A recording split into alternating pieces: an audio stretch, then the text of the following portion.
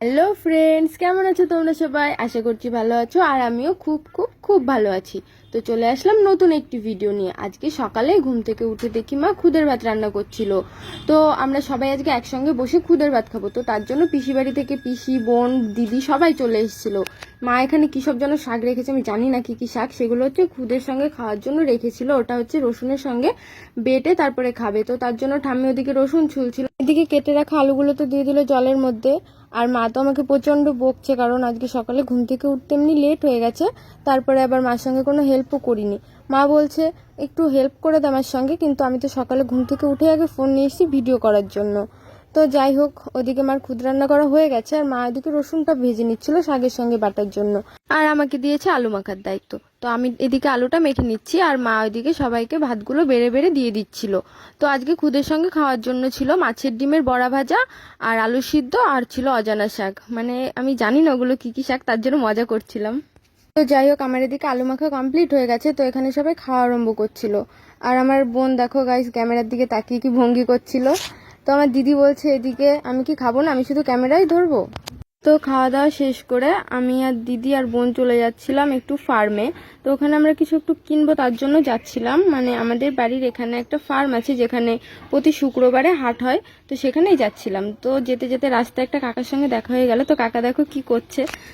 অবশেষে পৌঁছালাম। তো ফার্মের পাশে একটা বাড়িতে আমরা গাড়িটা রেখে তারপরে ঢুকছিলাম ফার্মে।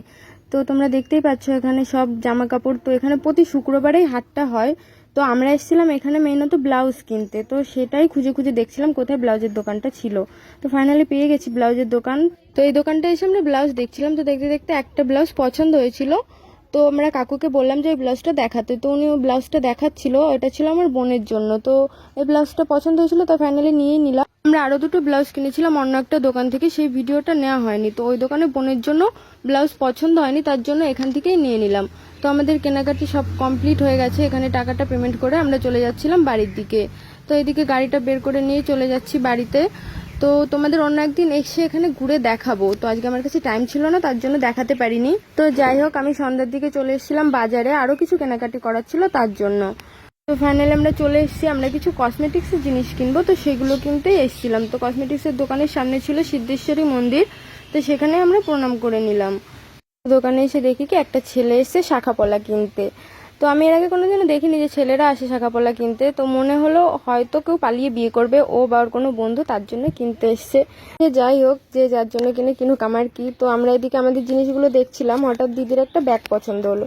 তো দিদি ভাবছিল ব্যাগটা নেবে কি নেবে না। তো ফাইনালি ও ব্যাগটা নিয়েই নিয়েছিল। আর আমরা এদিকে এসেছিলাম কিছু গোলাপ ফুল কিনতে, কারণ কালকে আমার মামার বিয়ে। তো তার জন্যই ফুলগুলো কেনা। তো আমার ফুল কেনা কমপ্লিট। তো এখন আমি যাচ্ছি বাড়ির দিকে।